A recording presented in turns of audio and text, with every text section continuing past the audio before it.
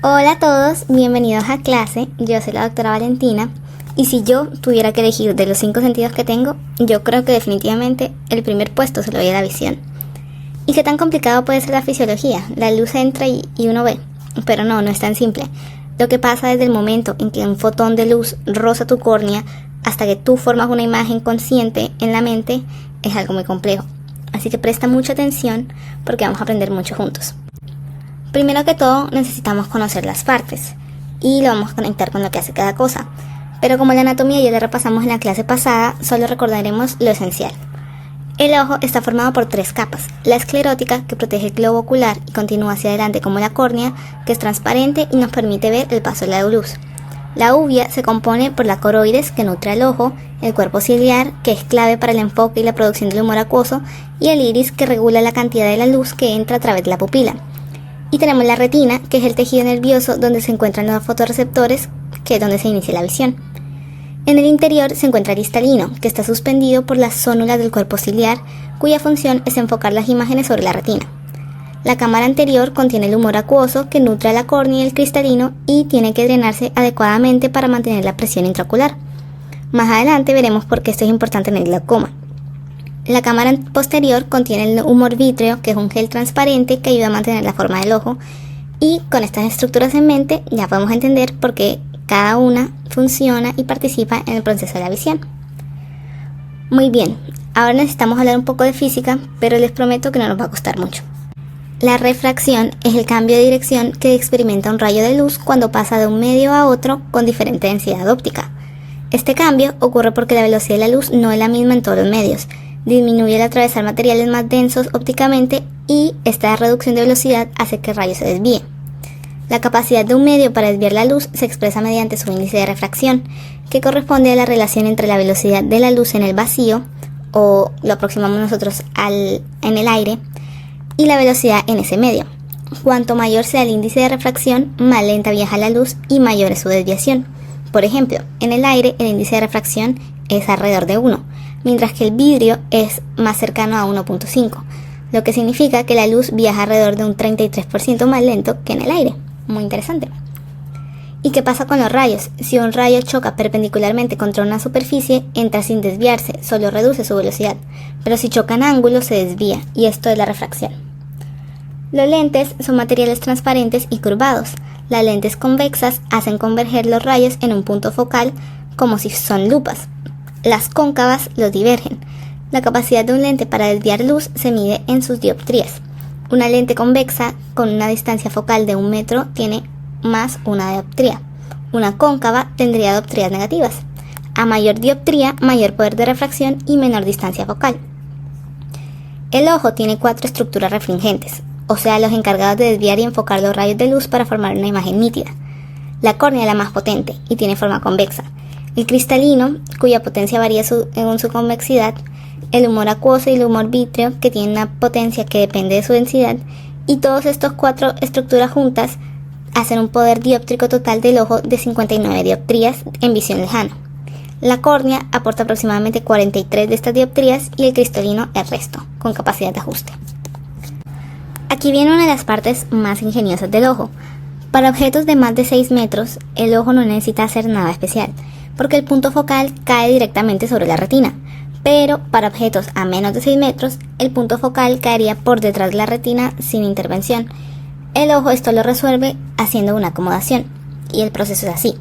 El músculo ciliar se contrae, los ligamentos suspensores se relajan cuando el músculo ciliar afloja su tensión, y el cristalino, que por elasticidad natural tiende a bombarse, se vuelve más esférico y convexo. Esto aumenta el poder dióptrico y acerca el punto focal de la retina.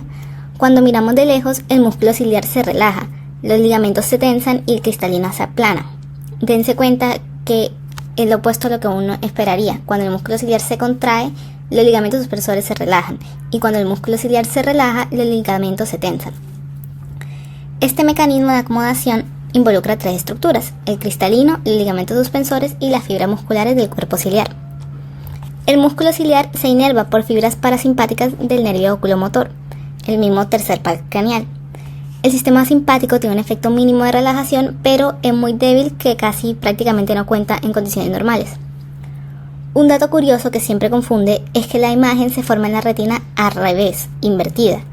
Literalmente, nosotros estamos viendo el mundo de cabeza en la retina, pero el cerebro interpreta esta imagen invertida como normal. O sea, toda la vida lo ha visto así, pero ya aprendió a verla e invertirla y a interpretarla como normal, corrigiéndolo automáticamente sin que te des cuenta. La presbicia sucede porque con el envejecimiento el cristalino crece, se engrosa y pierde elasticidad por la desnaturalización progresiva de las proteínas. Y ahora no se puede abombar bien y la acomodación falla. Entonces resulta una dificultad para ver de cerca, por lo que los adultos mayores alejan el teléfono para leer, pero se corrige con los lentes convexos. En los errores de refracción, entendamos que un ojo normal tiene una emetropía y todo funciona perfecto así, pero en una hipermetropía el globo es demasiado corto o el cristalino no se abomba lo suficiente, lo que termina en que el punto focal caiga más atrás de la retina y entonces se dificulta la vista de cerca. Se corrige también con lentes convexos. En miopía, el globo es demasiado largo o el sistema tiene demasiado poder refractivo, haciendo que el punto focal caiga delante de la retina, lo que nos dificulta ver de lejos. Ambos tienen una base genética y la miopía se corrige con lentes cóncavas. En el astigmatismo, la córnea tiene una curvatura irregular, o sea que no es uniforme, y hace que los rayos de diferentes planos se enfoquen en distintas distancias, haciendo una imagen muy borrosa. Se corrige con los lentes cilíndricos que igualan la refracción en todos los planos.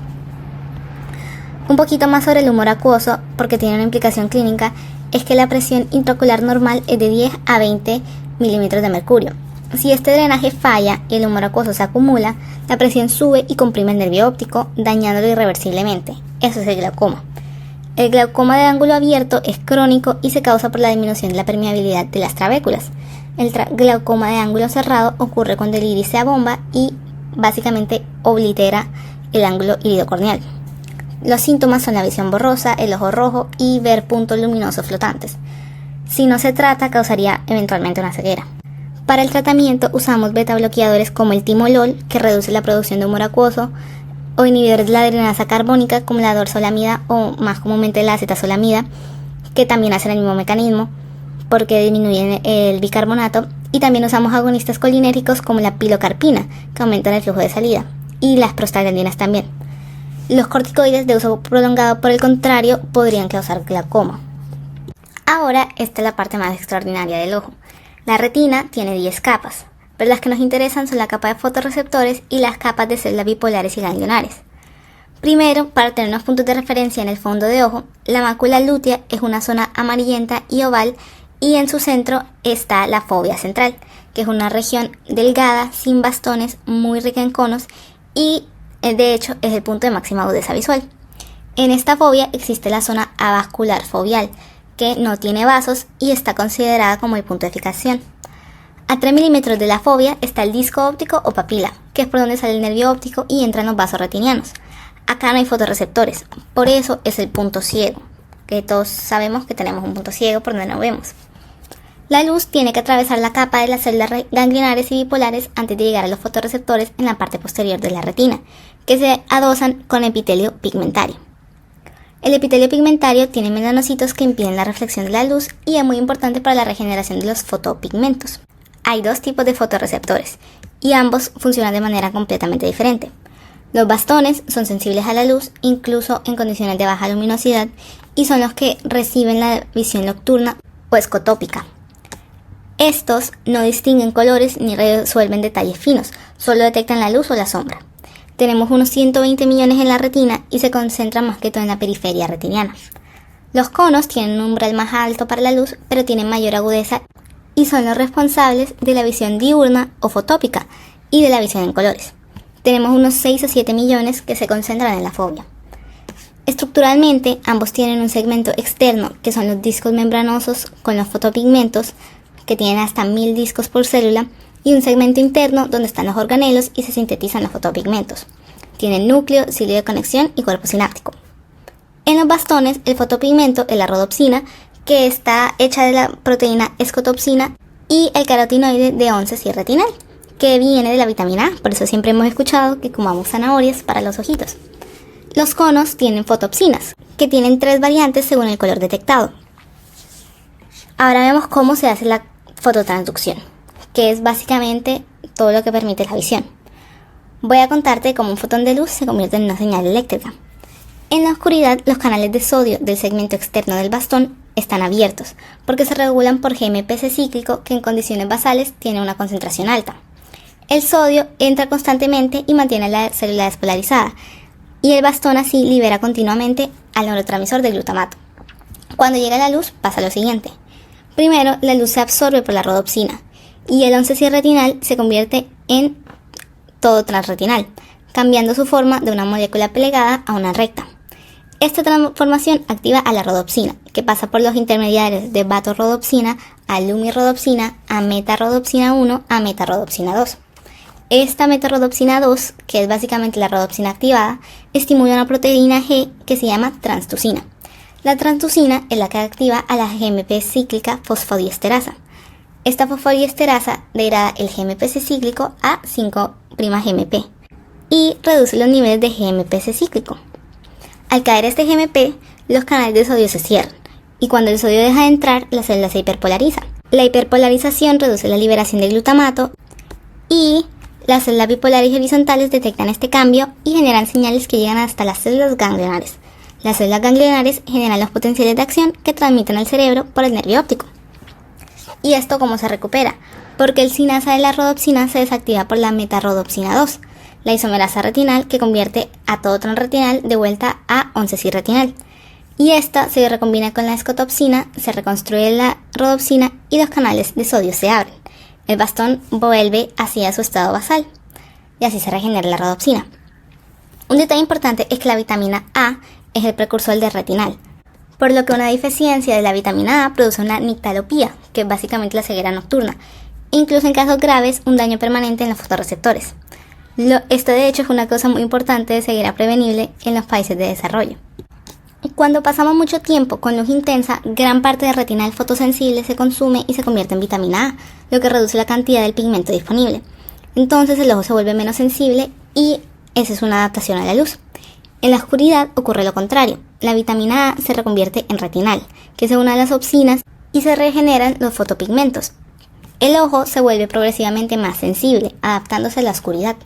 Los conos se adaptan rápido pero con menor eficacia y los bastones se adaptan más lentamente, pudiendo tardar unos 30 o 40 minutos, pero logran tener una sensibilidad mucho mayor. Hay unas células de procesamiento retiniano, porque la retina no solo capta luz, la procesa antes de enviarla al cerebro. Para eso existen varias células. Las células bipolares transmiten señales verticalmente desde los receptores y las células horizontales hacia las células ganglionares. Pueden estar de tipo encendido, que se activan con la luz en el centro de su campo receptivo, o de tipo apagado, que se inhiben con la luz central. Hay 9 tipos morfológicos, que 8 son para conos y 1 es para los bastones. Las células ganglionares son las únicas que generan verdaderos potenciales de acción. Sus axones forman el nervio óptico, y hay de 3 tipos. Las M, que son las magnocelulares, muy grandes, que proyectan hacia las capas 1 y 2 del cuerpo geniculado lateral, y estas permiten que veamos el movimiento y la profundidad. También están las tipo P, que son las parvocelulares, unas pequeñas que proyectan a las capas 3 y 6, transmiten el color, la textura y los detalles finos. Las células horizontales conectan fotorreceptores con células bipolares lateralmente y usan GABA como neurotransmisor inhibitorio. Este incrementa el contraste y la resolución visual.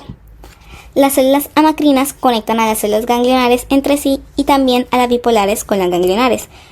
Usan varios neurotransmisores como el GABA, la glicina, la dopamina y la acetilcolina, pero estas carecen de axones. Las células interplexiformes transmiten las señales de forma retrógrada desde la capa plexiforme interna hacia la externa y así regulan el contraste. Y las células de Müller son astrocitos modificados que sostienen la estructura retiniana, nutran a los segmentos internos de los fotorreceptores y actúan como un reservorio iónico durante la hiperpolarización. El resultado del trabajo de todas estas células es que la información se procesa y ya no llega en bruto hacia el cerebro. La retina formó 3 imágenes muy refinadas generadas por receptores, las células bipolares y las células ganglionares. Los neurotransmisores principales fueron el glutamato, que se liberó por los conos y los axones, el GABA, la glicina, la dopamina, la acetilcolina e indolamida, que todos eran inhibitorios y se liberaron por las células amacrinas. La agudeza visual es la capacidad del sistema para discriminar detalles y poder ver dos fuentes de luz separadas por al menos 1 milímetro como dos objetos distintos. Depende fundamentalmente de la fobia, porque esta es la que tiene la mayor concentración de conos. Se mide con la carta de Snellen, que se coloca 6 metros del paciente y una visión normal es de 20-20. El número de la derecha indica a cuántos pies estas letras son visibles para alguien con visión normal, que debería ser 20-20. 20-200 significa que tú puedes ver a 20 pies lo que alguien ve normalmente a 200 pies. Recordemos que los 6 metros es equivalente a 20 pies. La distancia se fija en 6 metros precisamente para eliminar el efecto de la acomodación. Las cataratas son la pacificación progresiva del cristalino por la desnaturalización proteica y reducen la transmisión de luz y deterioran la visión. El tratamiento para esto sería quirúrgico, donde se extirpa el cristalino y se pone un implante de lente artificial. Los campos visuales son las zonas de visión que perciben cada ojo en un instante. La retina se divide en hemirretina nasal, que es la que interna, por eso es la lógica de que viene va hacia la nariz, y temporal, que es la externa. Recordemos que los lóbulos temporales están a los lados de la cabeza. El campo visual temporal proviene de la hemirretina nasal contralateral, o sea, del otro ojo, y el campo nasal de la hemirretina temporal ipsilateral. Los campos de ambos ojos se superponen en la zona binocular. Las vías visuales siguen este recorrido. Vienen del nervio óptico, van al quiasma óptico, van al tracto óptico, hacia el cuerpo geniculado lateral del tálamo, llegan a las radiaciones ópticas y llegan finalmente a la corteza visual primaria, específicamente en la cisura calcarina del lóbulo occipital. En el quiasma óptico ocurre algo muy importante, que solo se decusan las fibras de las hemirretinas nasales. Las fibras temporales continúan del lado que vinieron. Esto hace que el tracto óptico lleve información del campo visual contralateral. Entonces veamos las distintas lesiones y las consecuencias clínicas que tienen. Una lesión del nervio óptico causaría ceguera del ojo afectado. Una lesión del quiasma, que usualmente se da por un tumor hipoficiario que la comprime en el centro, causaría una hemianopsia bitemporal, donde se pierden los campos laterales de ambos ojos. Una lesión del tracto óptico causaría una hemianopsia homónima contralateral. Y una lesión del tracto geniculado o la corteza anterior causaría una hemianopsia homónima con una preservación de la mácula. Las lesiones de las fibras postgeniculadas inferiores o superiores causan hemianopsias cuadrantales y la lesión de la corteza macular causaría una pérdida central del campo visual. El cuerpo geniculado lateral del tálamo tiene 6 capas. Las capas 1 a 2 son magnocelulares, que ya dijimos que ven el movimiento y la profundidad, y las capas 3 a 6 son parvocelulares, que ven los colores, los detalles y las texturas. Las capas 2, 3 y 5 reciben la retina ipsilateral y las capas 1, 4 y 6 reciben la retina nasal contralateral. Desde acá, las radiaciones ópticas llegan a la corteza visual primaria, en la cisura calcarina del lóbulo occipital. La representación macular estaría más lateral y sería más nítida, y la periferia estaría más medial. Desde la corteza visual primaria, la señal se distribuye a las áreas secundarias 2, 3, 4 y 5 y más. Y hay dos grandes vías de análisis. La vía dorsal, que es la magnocelular, analiza dónde están los objetos, su movimiento y su profundidad en blanco y negro de forma muy rápida. Y la vía ventral, que es la parvocelular, analiza qué es lo que son los objetos. Les ve el color, la forma, la textura, les da una identidad y entonces esta es la que se encarga del reconocimiento de los rostros. El cuerpo geniculado también proyecta a otras regiones con funciones distintas. Proyecta al núcleo supraquiasmático del hipotálamo para regular los ritmos circadianos, a los núcleos pretectales para tener el reflejo fotomotor pupilar y al colículo superior para hacer los movimientos oculares rápidos. El diámetro de la pupila se regula de forma automática para poder controlar la cantidad de luz que está llegando. Cuando iluminamos un ojo se producen dos respuestas: la respuesta pupilar directa, en donde la pupila del ojo iluminado se contrae, y la respuesta pupilar consensual, en la que también se contrae la pupila del ojo contralateral. Esto ocurre porque la información luminosa se distribuye hacia ambos lados del tronco encefálico. El arco reflejo comienza cuando la luz estimula la retina. Esta señal viaja por el nervio óptico y antes de llegar al cuerpo geniculado lateral, algunas fibras se desvían hacia el núcleo pretectal en el mesencéfalo. Desde allí se proyectan bilateralmente hacia los núcleos de Edinger-Westphal, donde están las neuronas parasimpáticas preganglionares. Estas fibras viajan por el nervio oculomotor hasta el ganglio ciliar y las neuronas postganglionares inervan al músculo esfínter del iris que produce la miosis. Además del reflejo de la luz, el tamaño pupilar también cambia según la distancia del objeto que estamos observando. Durante la visión cercana se activa el sistema parasimpático que produce la respuesta de acomodación, donde el músculo ciliar se contrae para aumentar la curvatura del cristalino y el esfínter del iris también se contrae haciendo la pupila que sea más pequeña, la miosis. Esto mejora la nitidez de la imagen. En cambio, durante la visión lejana o cuando tenemos una muy baja iluminación, predomina la actividad simpática. Hace que el músculo ciliar se relaje, el cristalino que recupere una forma más plana y se contrae el músculo dilatador del iris, haciendo la midriasis, que esto permite el ingreso de una mayor cantidad de luz al ojo. Recordemos que los movimientos del ojo se dan gracias a los 6 músculos extraoculares, que son el recto superior, que mueve el ojo hacia arriba, el recto externo, que lo mueve hacia lateral, el recto interno, que lo mueve hacia medial, el recto inferior, que lo lleva hacia abajo, el oblicuo superior, que lo lleva hacia medial y hacia abajo, y el oblicuo inferior, que lo lleva hacia medial y hacia arriba. El fascículo longitudinal medial coordina que estos núcleos se comunican entre sí para que los movimientos oculares se conjuguen y sean sincronizados. Y para la visión en color tenemos 3 tipos de conos que se activan según la longitud de la onda: 420 nanómetros para azul, 531 nanómetros para verde y 558 nanómetros para rojo. El cerebro interpreta cualquier color como una combinación de estas 3 respuestas. Y bueno, chicos, eso es todo lo que tengo hoy para explicar de la fisiología del ojo.